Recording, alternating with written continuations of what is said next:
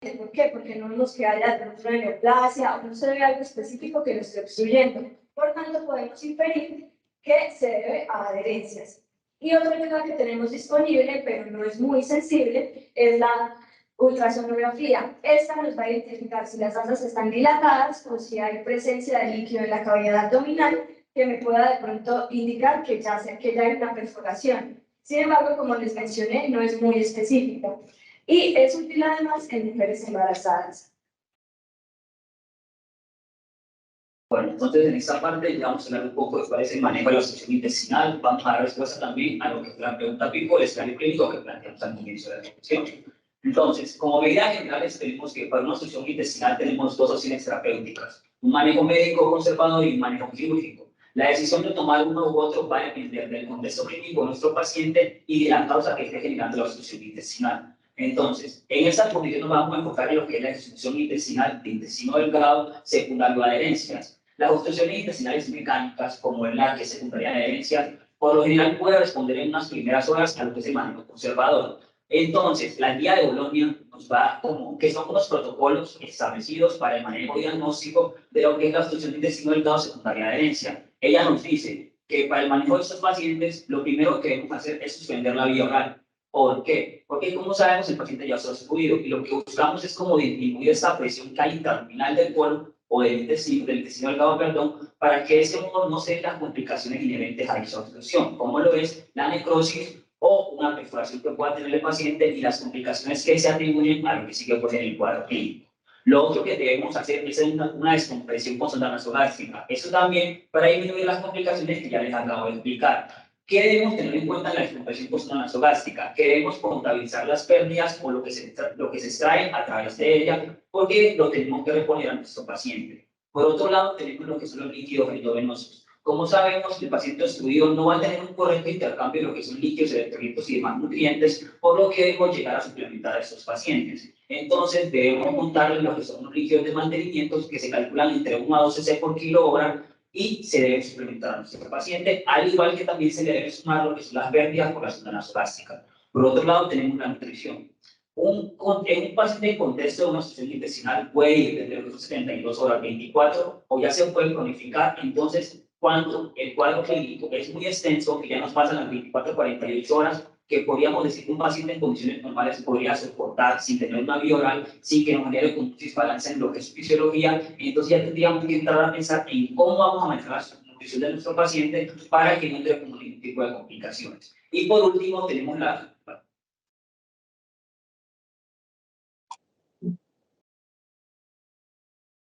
Por último, tenemos lo que son las correcciones hidroelectrolíticas, que como ya les mencioné, pues el paciente puede usar como estos desequilibrios electrolíticos, que dichos desequilibrios pueden incluso complicar lo que es el cuadro clínico de la obstrucción intestinal de nuestro paciente, por lo que debemos estar monitorizándolo y, en caso de que se presenten estos desequilibrios, corregirlos. Ahora, la guía de Bolonia nos establece como un lapso de tiempo en el cual podemos considerar este manejo médico conservado que podría llegar a ser efectivo. Ellos lo establecen en un periodo de 72 horas. Algunos autores todavía discuten esto y dicen que se puede aumentar este tiempo siempre y cuando el cuadro de nuestro paciente no tenga ningún tipo de complicación, tenga sospecha de estrangulación o alguna de las complicaciones que ya mencionó la compañera anteriormente.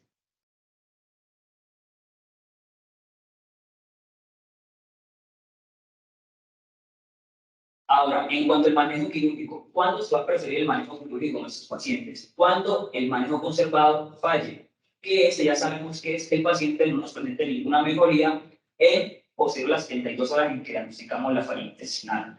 Ahora, quiero hacer una aclaración bastante importante en esto. Si nuestro paciente todavía está en periodo de ventana, pero llega a presentar cualquier complicación o cualquier signo de peritonitis, isquemia, estrangulación, que lo podemos identificar por una abdomen tabla, cualquier signo de inflamación peritoneal, no debemos seguir continuando con el manejo conservador porque ya es un signo de que se nos está complicando. Entonces, debemos pensar en manejarlo ya quirúrgicamente.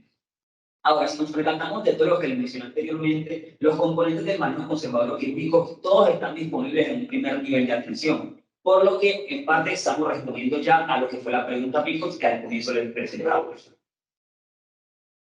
Ahora, Ya conocemos cuáles son las medidas que tenemos disponibles en un primer nivel de atención, pero lo que queríamos saber nosotros era, estas medidas sí nos disminuyen las complicaciones y la tasa de mortalidad de los pacientes, y para eso nos apoyamos en este estudio, que es un metaanálisis en el cual abarcaron diferentes ensayos clínicos y algunas revisiones sistemáticas, las compararon entre sí para ver qué tan efectivo era el manejo conservador comparado con el manejo quirúrgico. Cada uno de estos estudios comparó el manejo conservador con el manejo quirúrgico, con el manejo quirúrgico para ver qué efectividad iban a tener. ¿Qué método utilizaron ellos? Pues realizaron una búsqueda bibliográfica en diferentes fuentes de todos estos ensayos clínicos autorizados y los estudios observacionales. Posteriormente usaron herramientas que permitieran evaluar el riesgo de ser copiado entre uno u otro estudio para de ese modo como disminuir el riesgo y no atribuir las conclusiones a alguno de los posibles sesgos que se puedan encontrar entre cada uno de los estudios. Ahora, de los métodos, es sumamente importante aclarar que los investigadores también, ¿qué consideran ellos como un método conservador? Porque no tendría mucho sentido que los investigadores consideraran un método conservador distinto al que le acabo de mencionar que nos recomienda la guía Bolonia. Entonces vemos que los investigadores consideran un método conservador con lo que es la cetonazo gástrica, líquidos endovenosos analgésicos y una corrección de trastornos hidroelectrolíticos. Por otro lado, consideran que el manejo quirúrgico es una hemolisis laparoscópica o abierta con o sin resección del intestino delgado. ¿De qué va a depender que hagan una resección del intestino delgado? El compromiso que tenga el segmento, si está perforado, si está necrótico, o del criterio que considere el cirujano que esté manejando la obstrucción intestinal en su momento. Ahora, en esta gráfica ya vamos a entrar a las conclusiones que se encontraron en cada uno de los artículos. Entonces, aquí tenemos un forest plot que ya en las colecciones anteriores hemos visto cómo se interpreta, pero para recordarles un poco, en esa porción de la gráfica o del esquema tenemos lo que son los estudios, acá vamos a encontrar lo que son cada una de las intervenciones con sus correctos, con sus respectivos intervalos de confianza, y acá ya está esquematizado todos estos valores que se encontraron en cada uno de los estudios. Por acá vamos a encontrar lo que es la heterogeneidad, que ya les explico qué es y cómo funciona eso para interpretar los artículos. Y ya cada una de estas figuras nos representa el peso que tiene el artículo o la población que se incluyó en el mismo. Las líneas horizontales son los intervalos de confianza, que esos intervalos de confianza tenemos que prestarles atención a si tocan o atraviesan esa línea de la mitad, que es la línea de no efecto. Si el intervalo de confianza toca la línea de no efecto, nos dice que no se encontraron ninguna diferencia significativa entre usar el manejo conservador y el manejo quirúrgico, es decir, que si usaron manejo quirúrgico, usaron manejo médico, la complicación o la letalidad en este caso iba a ser como básicamente la misma. Pero si nos percatamos en los artículos está señalado aquí en rojo, que son los que tienen mayor peso o tienen una población mayor, encontramos que estos sí encontraron una diferencia significativa entre el manejo conservador y el manejo quirúrgico. Y esto se decantaron a que el manejo conservador disminuía la letalidad de los pacientes cuando se usaba en el contexto de obstrucción intestinal del intestino delgado. Debemos ser muy claros, y vuelvo a hacer la aclaración porque es sumamente importante, que esas conclusiones fueron basadas en pacientes que no tenían ningún signo de complicación o que no había sospecha de estrangulamiento. Como les mencioné anteriormente, pacientes que tengan esos indicios deben ser manejados quirúrgicamente porque se les puede complicar estando ya en un contexto de multiplicidad. Ahora, la heterogeneidad, ¿por qué es importante esta? Si un estudio o un metaanálisis tiene una heterogeneidad muy alta, nos quiere decir que los estudios que se incluyeron tienen como una población muy distinta, o los métodos que se utilizaron para incluir estos estudios son como diferentes. Y por ello, las conclusiones que se puedan tener de dicho metaanálisis pueden ser atribuidas a algunos factores que puedan ser distractores, como son la edad, género o algún otro que se pueda encontrar. Entonces, entre menos heterogéneo sea un metaanálisis, mejor va a ser para las conclusiones y se puede confiar en dichas conclusiones que arroja el estudio. Por ende, aquí, como medida general, sabemos que el manejo conservador sí va a disminuir la letalidad en estos pacientes que tengan ningún tipo de complicación. Por otro lado, otro aspecto que queríamos saber era si disminuían las complicaciones o no las disminuían. Pasa exactamente lo mismo. Los estudios que tienen como un menor peso o tienen una muestra un tanto menor, no encontraron diferencias significativas. Por el contrario, los estudios que tienen una población mayor, sí encontraron diferencias significativas entre el manejo conservador y el manejo quirúrgico, por lo que podíamos concluir de esa gráfica que los pacientes que son manejados en el tratamiento conservador tienen una menor tasa de complicaciones. Pero si se percatan en esta parte, la heterogeneidad de estos estudios que se incluyeron aquí es moderada, por lo que debemos tomar como con pinzas dichas conclusiones que arroja el estudio. Ahora, como conclusiones, ¿qué nos dicen los investigadores de análisis que todos ellos hicieron?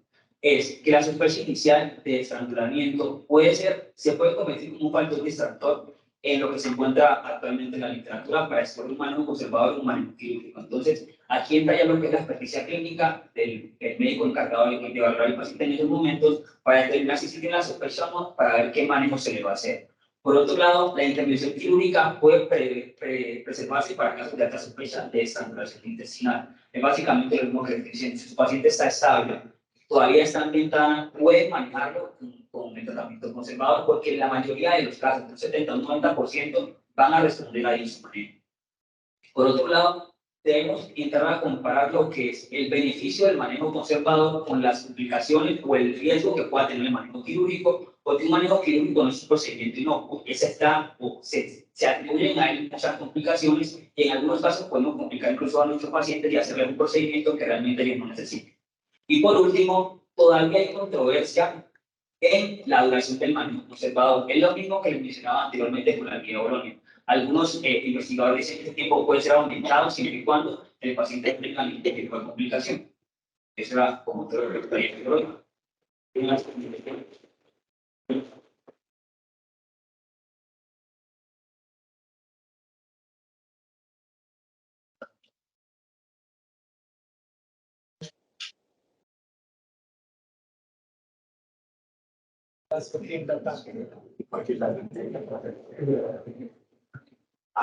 Hay preguntas. Ya tienen dos preguntas.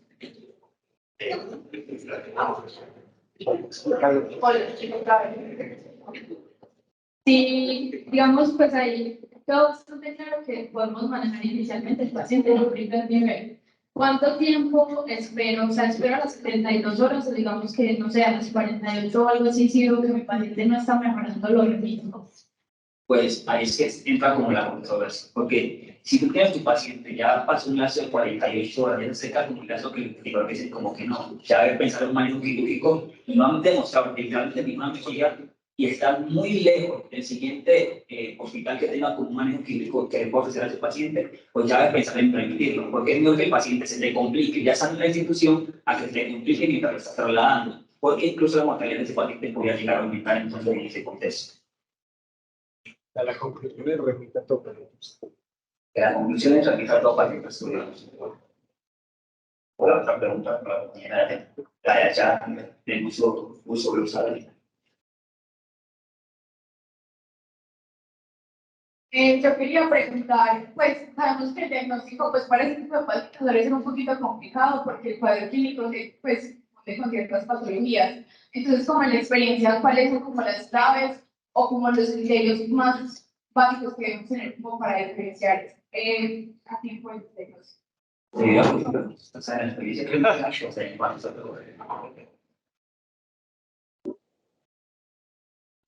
Bueno, para concluir,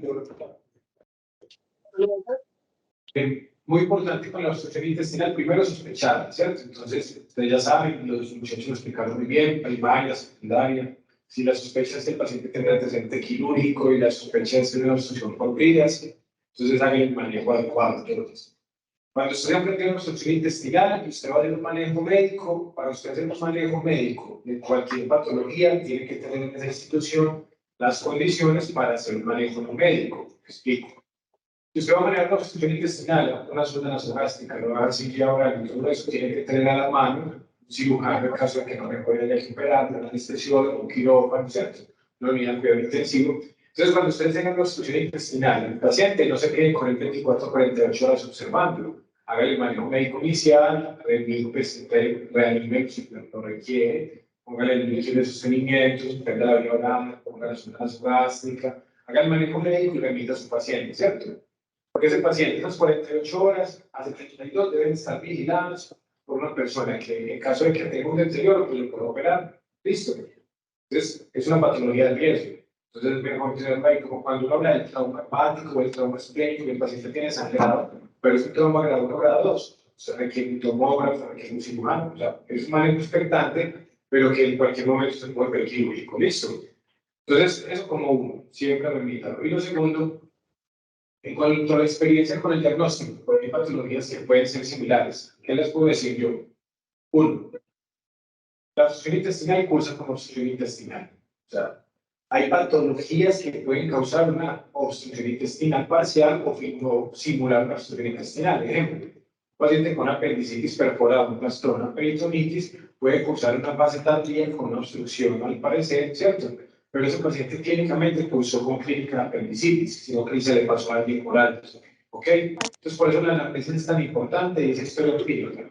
El dolor gravativo que va con el tiempo, que se asocia a múltiples episodios de vómito, ausencia de posiciones, ausencia de platos, ¿cierto? Antecedentes quirúrgicos previos o síndrome constitucional, todo eso ya te hace pensar en que entras a una obstrucción intestinal. Entonces, en ese caso, ¿qué es lo más importante? Aquí lo que ellos mencionan es, todo paciente que tenga signos de irritación peritoneal, que tenga signos de abdomen agudo por una estrangulación, debe ser llevado a cirugía. Si no, según los criterios de Bolonia, se puede hacer manejo médico y se puede hacer una imagen, ¿cierto? Eso es lo que ustedes tienen que aprender. La intervención quirúrgica se puede esperar, ¿cierto? A nosotros nos enseñaban que una obstrucción intestinal no debía haber el sol del día siguiente.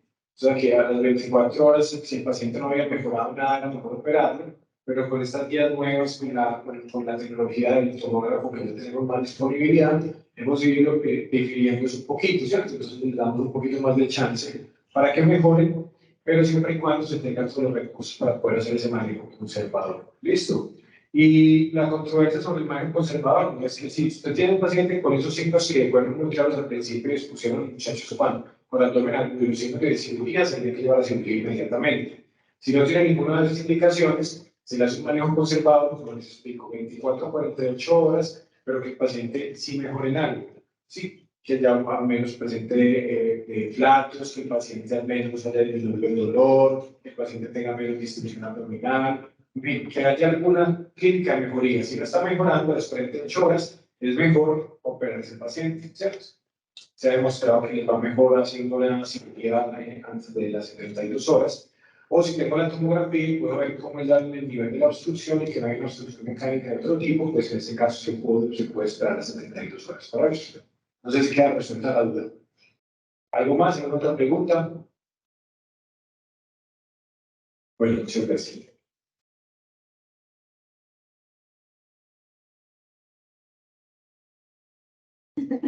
Exageré.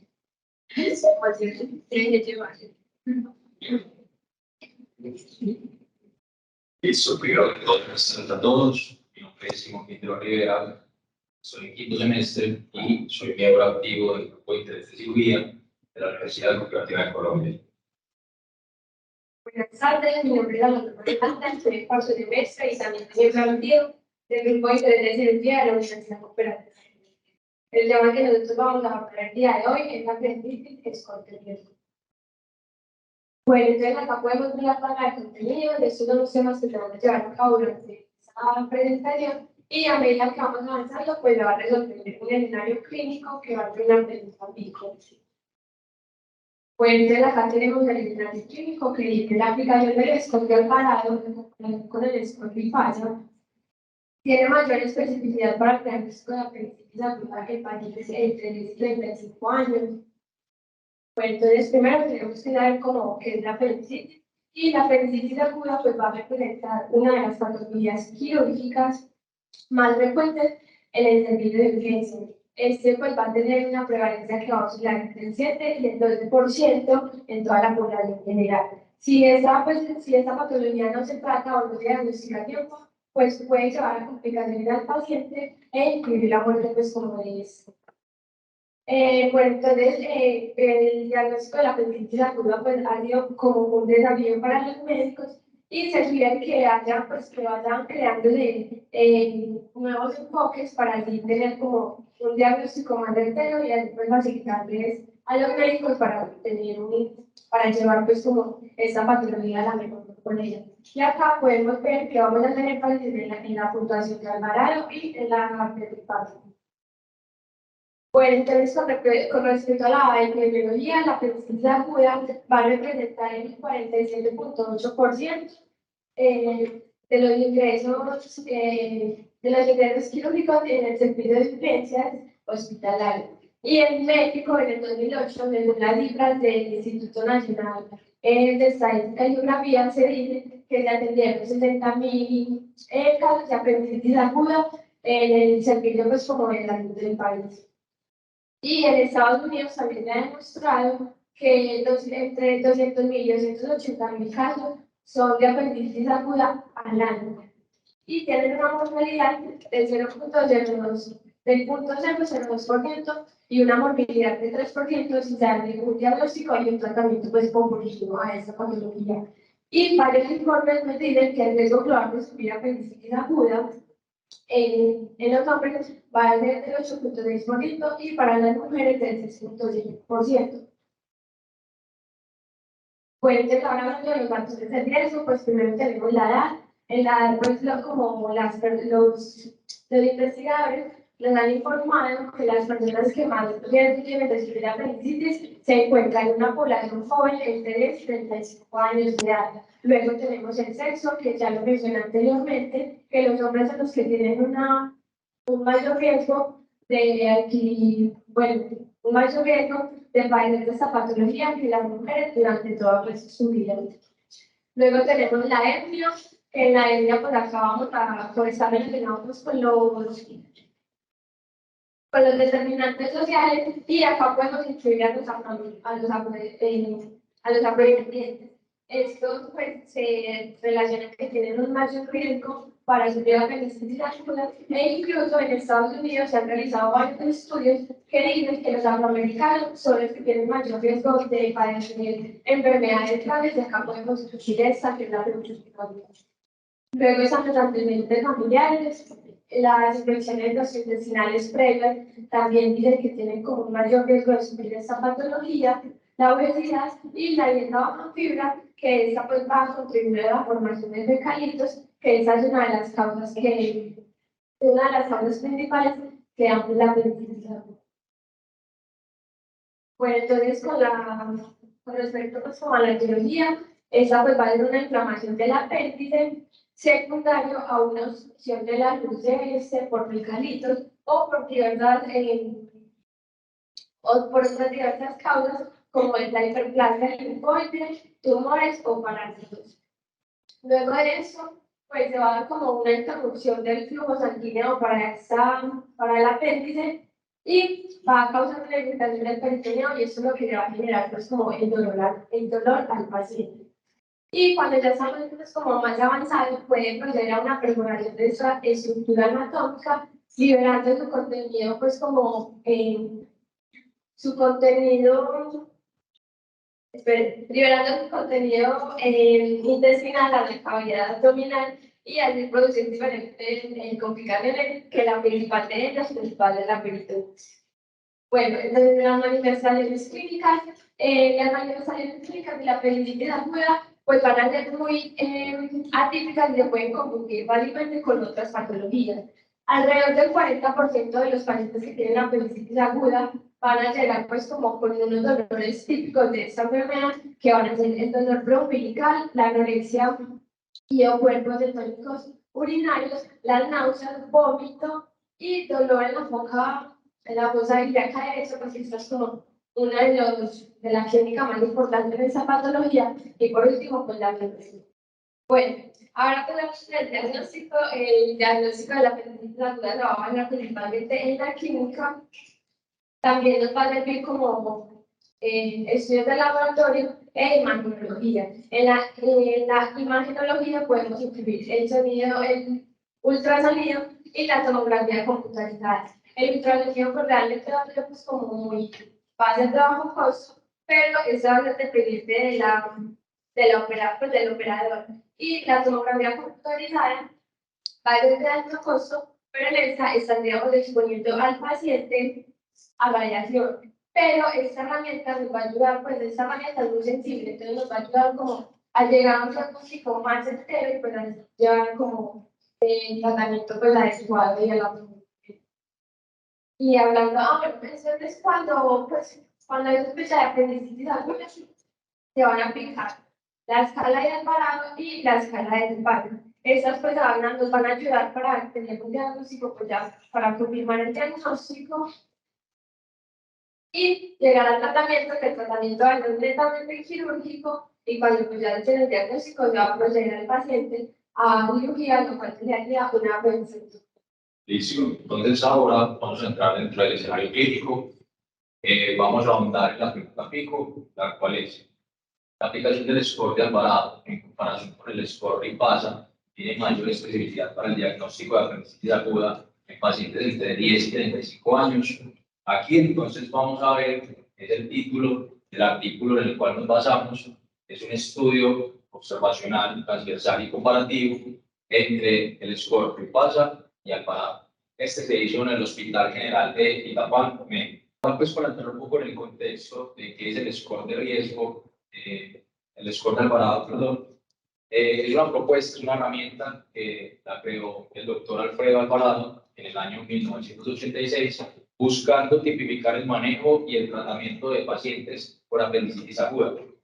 Esto va a tener unas variables en las cuales vamos a encontrar una serie de signos, síntomas y laboratorios.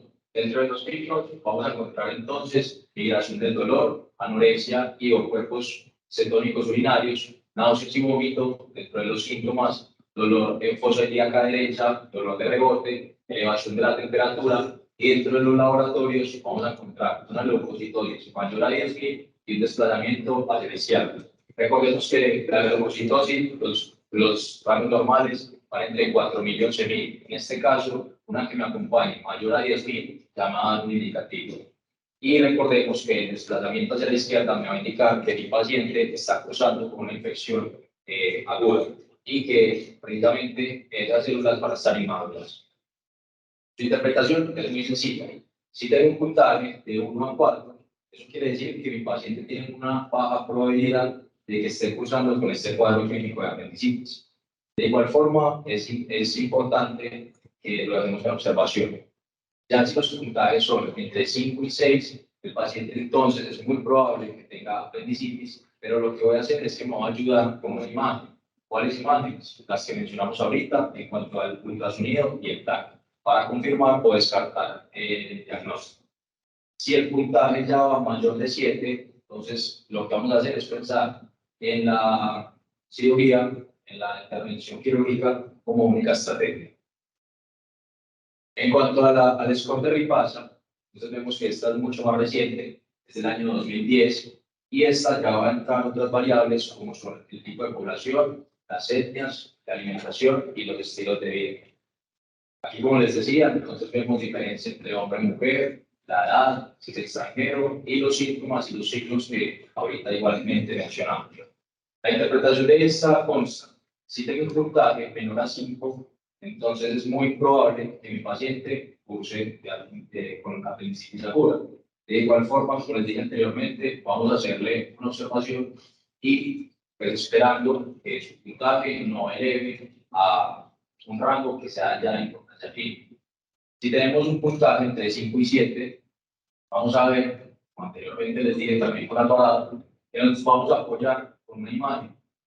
Precisamente, pues en este caso, el ultrasonido sería lo ideal, pero también tenemos la opción de acertar. Entre 7.5 y 11.5 ya tenemos una alta probabilidad de que mi paciente tenga definitivamente una apendicitis y lo que vamos a hacer es una remisión, así que ya por puntaje mayor a 12 me va a dar este diagnóstico de apendicitis, por ende, pues vamos a poner al paciente a hacerle una posterior apendicectomía. Dentro de los resultados en esta gráfica vemos precisamente la incidencia que tenemos en la población dentro de la pregunta. Para la redundancia, preguntamos. Entonces tenemos que en un plano general una población entre 11 años y 25 años. Vemos que ahí es donde se presenta la mayor parte de la apendicitis. Vemos que en hombres precisamente el rango más importante es entre 11 y 15 años y en mujeres entre 16 y 20 años. En estos resultados vemos entonces lo que nos va a dar a elección una o la otra. Nos vamos a basar en la especificidad. Recordemos, la especificidad es darme cuenta de que mis pacientes pues sí estén sanos, ¿cierto? Que no cursen con apendicitis. En este caso vemos una diferencia de 3 puntos porcentuales, ganando pues como el score de Ripasa. Y hay otra cosa que vamos a darle importancia en este punto y es sobre todo al valor predictivo positivo. El valor predictivo positivo, recordemos que nos va a confirmar después de que la prueba me dé positiva, pues este paciente de verdad tenga la enfermedad y no sea un falso positivo. En este caso vamos a ver que tiene una diferencia de 2 puntos porcentuales. Como conclusiones, podemos entonces identificar que las dos pruebas van a tener una sensibilidad muy alta, las dos pruebas van a estar muy parejas en este sentido. Sin embargo, ahí es donde, como les dije anteriormente, vamos a marcar la diferencia con el valor predictivo positivo. Bien, en la que nos damos cuenta que Ripasa va a tener una diferencia significativa frente al parámetro. Eso es lo que nos va a indicar, pues respondiendo a la pregunta, que vamos a tener como elección el score de Ripasa. Hay otra cosa, ya así como último, y es que vamos a dejar en consideración médica la herramienta que vamos a utilizar todos nosotros. La idea aquí no es elegir una sobre la otra, sino que la idea es que precisamente el paciente no se vea en una fase avanzada, que no pongamos en riesgo su vida y su integridad y siempre estemos en pro del paciente. Muchas gracias. Y ahora sí, ¿alguien tiene alguna pregunta? Tengo una pregunta respecto a si la apendicitis se puede prevenir de alguna manera con el cambio del estilo de vida. Pues no es que se pueda prevenir, pero disminuye como los riesgos. Como dije anteriormente, pues tener una dieta baja en fibra, pues solamente no va a causar que se formen los mecanismos y elimina la obstrucción del apéndice. Pero pues sí, obviamente entre uno más tenga como comer frutas, verduras, que sea como todo ese tipo de fibras, pues obviamente ayuda a disminuir ese riesgo, pero no es que haya como una prevención en sí, simplemente que es evitar como esa formación de recalitos, pero pues uno siempre puede estar como ahí en el riesgo de padecer apendicitis, entonces pues como una prevención. Bueno, yo les quería preguntar de cómo se relaciona la microbiota intestinal con el desarrollo, pues, de la apendicitis. Pues a ver, según la literatura, pues en realidad no hay como una relación directa. Lo único que se tiene en cuenta es un aumento de los microorganismos de la microbiota, pero es secundario a la apendicitis. Entonces no es como que la microbiota te vaya a marcar una diferencia. Pues y ahí es donde entran también precisamente lo que está diciendo Salo, de utilizar ayudas o factores protectores como las dietas altas en fibra y demás. ¿Alguien más? ¿Sabe de pronto por qué la incidencia en las personas jóvenes?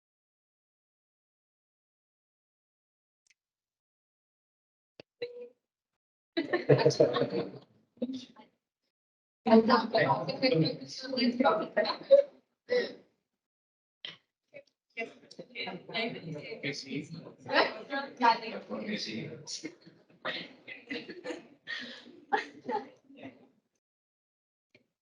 La razón fisiológica pues, es porque usualmente como hay tanta inflamación, como puede pasar como ellos explicaron, con los folículos inflamatorios, lo que llamamos también, que puede ser una enfermedad endémica, entonces es más frecuente que sea más inflamatorio el intestino, y por eso en los jóvenes es más frecuente que en los ancianos, por esa inflamación del planos, por eso la causa.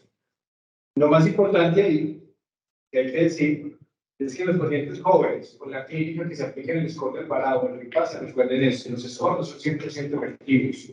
Los scores son los que dirigen qué hago yo con mi paciente, ¿cierto? Porque esa intuición clínica, esa intuición del médico, eso no se les puede desaparecer.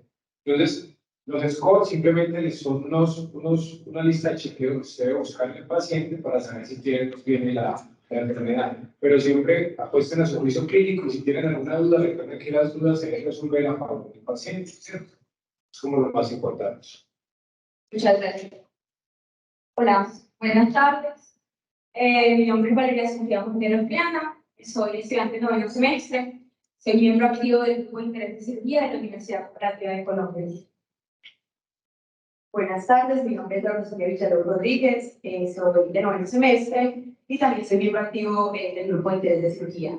Bueno, entonces, como última charla, les traemos diverticulitis, es básicamente las clasificaciones tomográficas para el diagnóstico. Esta es nuestra tabla de contenidos. Y nuestra pregunta pico es qué clasificaciones tomográficas tienen mayor utilidad clínica en comparación con la escala Hitch en pacientes mayores de 60 años con diverticulitis para la toma de decisiones médico-quirúrgicas. Ahorita cuando estamos hablando de la epidemiología, notarán que estuvimos específicamente a este tipo de población porque generalmente son los más afectados. Y comparamos las otras escalas con Hitch porque mundialmente es la que más se utiliza. Bueno, entonces empecemos sabiendo qué es la diverticulitis. La diverticulitis básicamente es la inflamación de los divertículos. Entonces, ¿qué son los divertículos? Son unas evaginaciones oculares que se generan en la pared intestinal. Cuando yo digo pared intestinal, puede ser en cualquier parte del intestino. Se ha visto por epidemiología que el lugar del segmento más afectado del colon es el colon sifoides. Además de eso, porque es que se genera pues, esta enfermedad diverticular. Se tiene la teoría que, pues, fisiopatológicamente hablando, se dice que hay unas zonas de debilidad muscular relativa. Estas zonas de debilidad se dan por la penetración de las arterias que irrigan la mucosa intestinal, es decir, la vasa recta. Cuando esas arterias penetran en lo que es la pared intestinal, se generan zonas de debilidad por donde se hernia, pues, en este caso, el colon. Tenemos que saber que hay dos tipos de divertículos. Hay unos divertículos verdaderos y hay unos divertículos falsos o pseudodivertículos. Los divertículos verdaderos se diferencian de los pseudodivertículos porque la herniación es de absolutamente todas las capas del intestino, mientras que los pseudodivertículos solamente se hernian lo que es la mucosa y la muscular de la mucosa. Se sabe que la diverticulitis se genera mayoritariamente en pacientes con pseudodivertículos, es decir, divertículos falsos. Hay unos factores de riesgo y unos factores protectores. Básicamente, los factores de riesgo son el principal, son las alteraciones en la motilidad, es decir, pacientes con estreñimiento. Hay otras alteraciones, como lo son, por ejemplo, pacientes con obesidad o pacientes que pues fumen y también tengan como baja ingesta de fibra. ¿Por qué se debe esto? Todas estas alteraciones que les estoy mencionando, en específico el aumento pues el índice de masa corporal y además de eso la disminución en la motilidad de estos pacientes estreñidos aumentan lo que es la presión intraluminal, lo que favorece la hipertensión.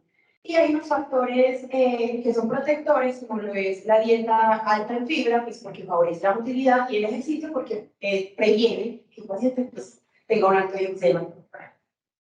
Bueno, entonces, hablando de la epidemiología, sabemos que más del 50% de los pacientes mayores de 60 años van a presentar enfermedad pues, diverticulosis.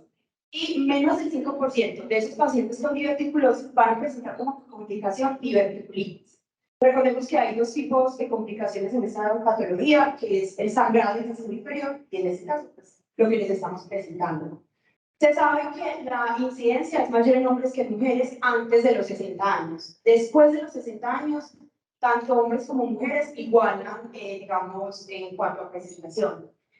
En nuestro medio faltan estudios y cada vez que nosotros pues, analizamos como revisiones del sistema de guías colombianas, siempre toman como epidemiología a los pacientes americanos. Entonces tenemos como que una relación, pues hay una gran similitud entre ambos y por eso se toma la misma epidemiología. Bueno, entonces, ¿cómo nosotros empezamos a sospechar que un paciente tiene diverticulitis? Inicialmente, como ya les mencioné, son pacientes mayores de 60 años generalmente. Sin embargo, bueno, pacientes un poco más jóvenes, de 45, 50 años, que presenten y vemos con la clínica.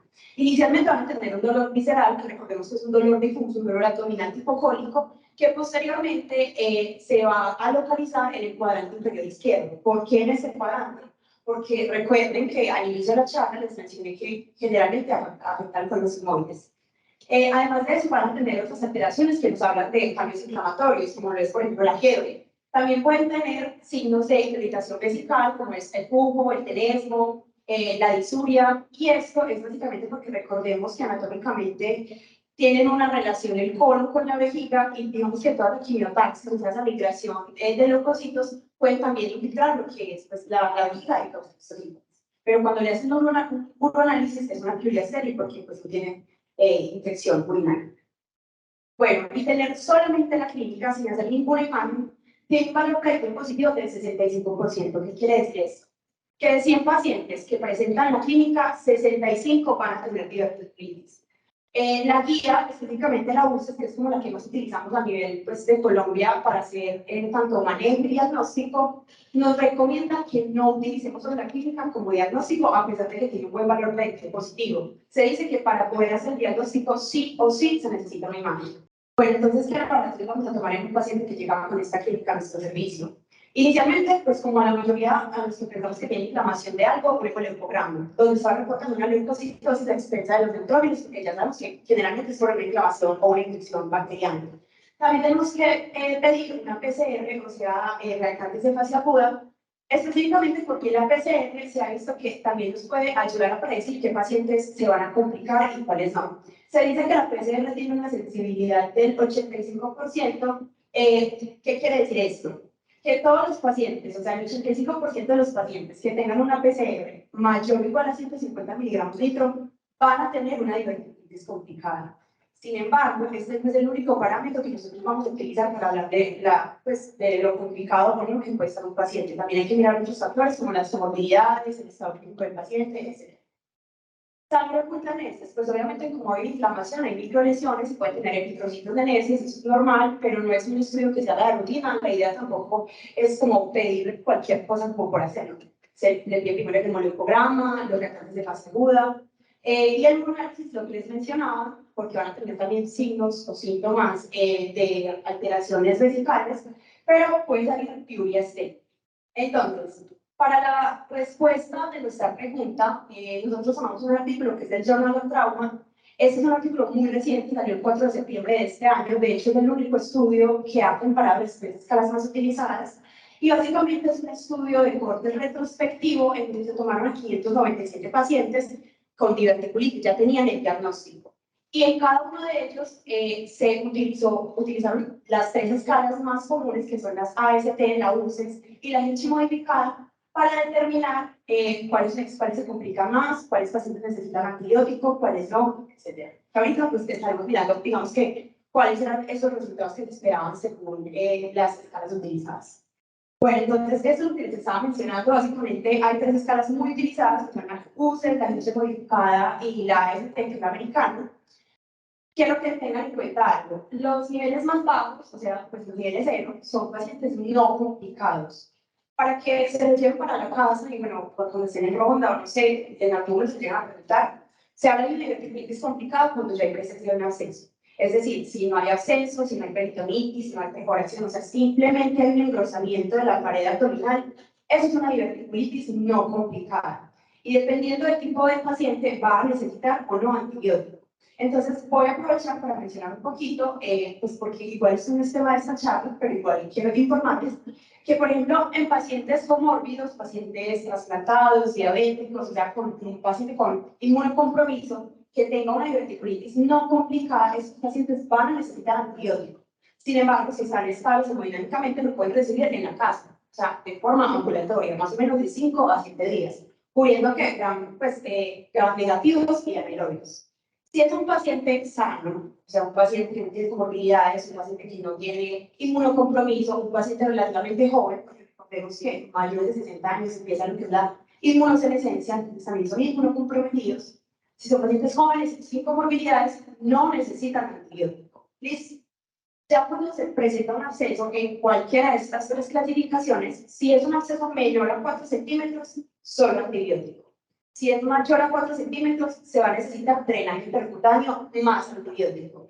Y si tienen las últimas clasificaciones, en cualquiera de las tres escalas, que son específicamente las últimas dos, peritonitis purulenta y peritonitis por materia fecal, ambas van a necesitar cirugía. Bueno, entonces cabe aclarar que para el diagnóstico o el enfoque inicial de sus pacientes con la clínica que ya les mencioné, los laboratorios que ya les mencioné, si tenemos, por ejemplo, un paciente estable, le podemos hacer inicialmente una ecografía. Cabe aclarar que el gol estándar en estos pacientes es la tomografía computarizada con contraste, obviamente tomografía de abdomen, pero se ha visto que la ecografía, cuando es realizada por radiólogos que tienen mucha experiencia, alcanza una sensibilidad muy similar a la tomografía. Una sensibilidad del 90% y una especificidad del 90%. Entonces, se ha visto pues, que según las guías se podría inicialmente mandar una ecografía.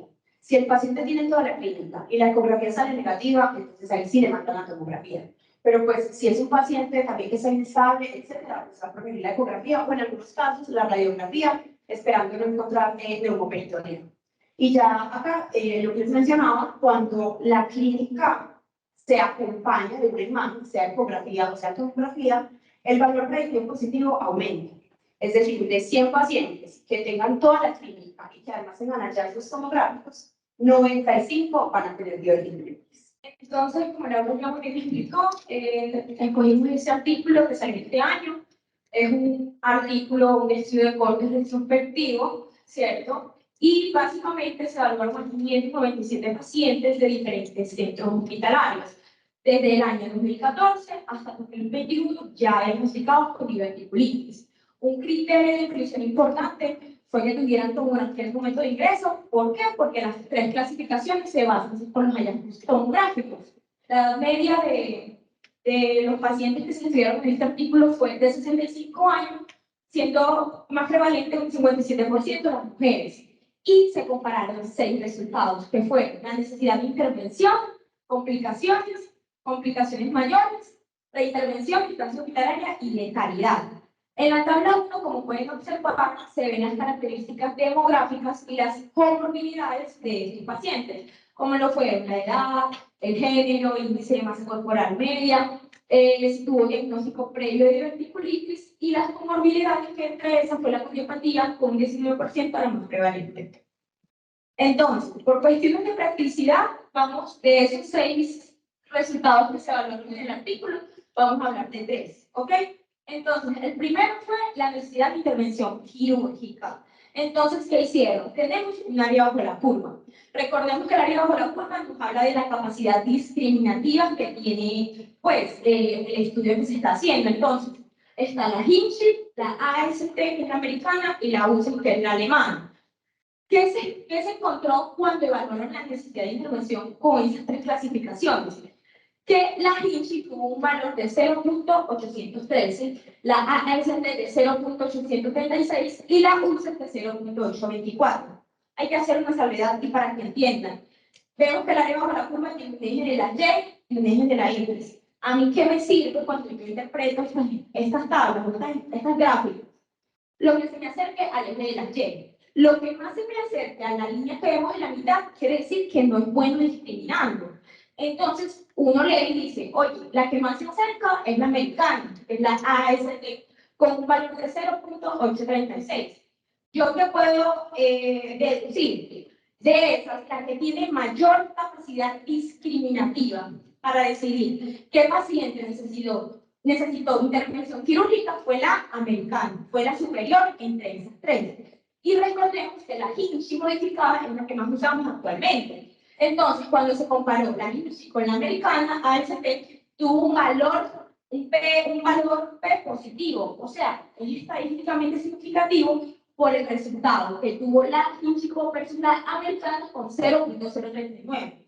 Yo hablo de que un valor P es estadísticamente significativo cuando es menor a 0.05.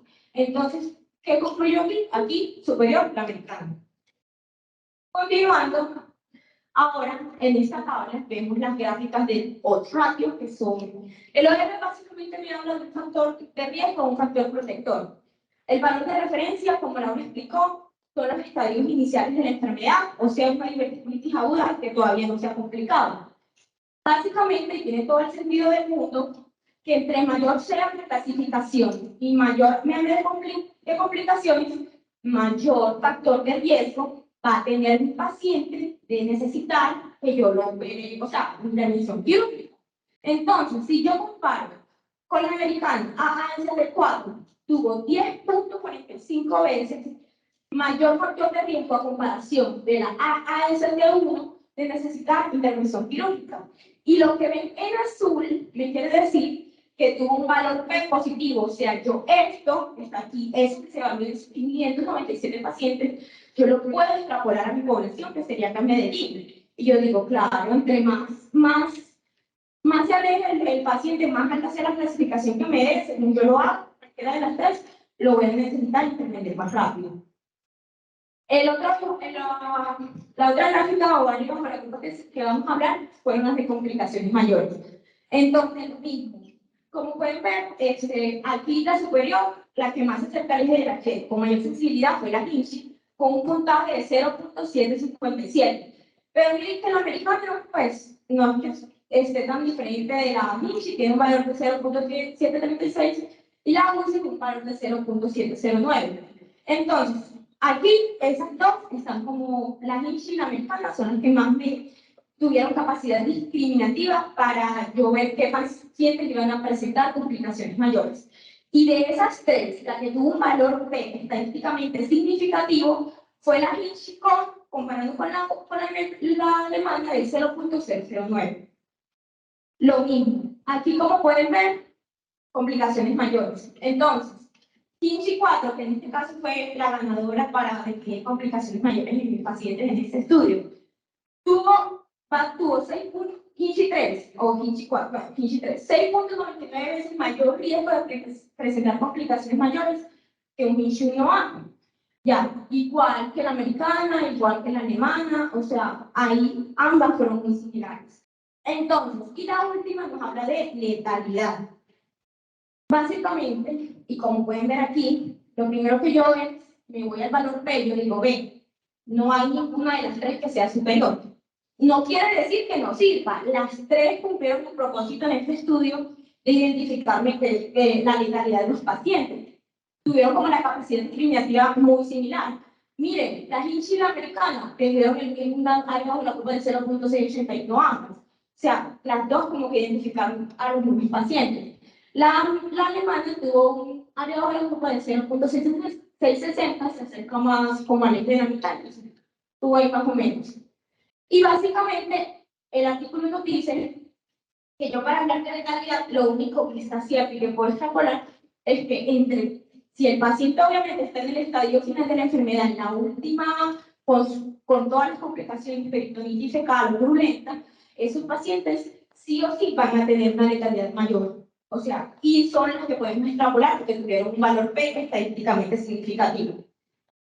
Para concluir, recordemos que este es un artículo de corte retrospectivo a nivel de la evidencia es 3B. Además de eso, hubo ciertas limitaciones como lo que son que la cohorte de pacientes que se seleccionó fue de diferentes centros y recordemos que cada centro puede tener su gestión clínica dependiendo a las guías o los manejos que se hagan en cada hospital. Entonces, eso fue como una limitación. Pero en conclusión, los tres sistemas de clasificación son iguales para predecir resultados como lo fue complicaciones, necesidad de intervención y letalidad. Sin embargo, como les expliqué, se encontró una mayor precisión en la americana para definir la necesidad de intervención quirúrgica y en la Hinchi y la AST, Hinchi verificada y la AST para definir las complicaciones mayores. Pero muchachos, como les digo, este es un estudio con un nivel de evidencia más o menos regular, ya queda a criterio de cirujano y de radiólogo definir cómo lo clasifica para, como Laura muy bien dijo, empezar el tratamiento por todos estos pacientes y que ya, pues, no evitar las posibles complicaciones. Y ya, muchas gracias. Bueno, ¿alguna duda? Ahorita mencionaron que era muy importante para el diagnóstico tener estudios de imagen. Entonces, quería saber cómo qué ventajas tiene realizar una radiografía frente a una tomografía computarizada. Bueno, inicialmente saber que el estándar, como ya lo mencioné, es la tomografía. Sin embargo, la radiografía se utiliza específicamente en pacientes en los que estamos sospechando, por ejemplo, perforación. Entonces, vamos a buscar esos signos, como el neumoperitoneo, y son más que todo esos pacientes que llegan así, van a llegar generalmente hipotensos, o sea, chocados por, pues, como toda esa alteración inflamatoria. Entonces, la radiografía y la ecografía son muy buenas en pacientes más que todo bien estables y con peritonitis. Uno nunca intenta meter a un paciente a una tomografía o a una resonancia, un paciente inestable ni a un paciente, digamos, pues, chocado de base. Sí, la tomografía nos sirve también para identificar, como dijo la radiografía, más que todo para ver aire intraabdominal, ¿cierto? Y la tomografía para ver abscesos, el tremor. Entonces, como esa es también una diferencia importante. Bueno, buenas tardes. Les vamos a mostrar el código QR para que califique la actividad disponible el día de hoy, sus recomendaciones, su despacho. Con esta actividad, primero queremos como darles una abrebocas de todo lo que se viene pues, por parte del grupo de interés en cirugía que hemos planeado a partir de esta, realizamos todas las actividades parecidas a estas para que estén muy pendientes. Muchos nos han preguntado a lo largo del día cómo hacen para presentarse o querer pertenecer al grupo de interés. Entonces, les diría que somos se hace el proceso.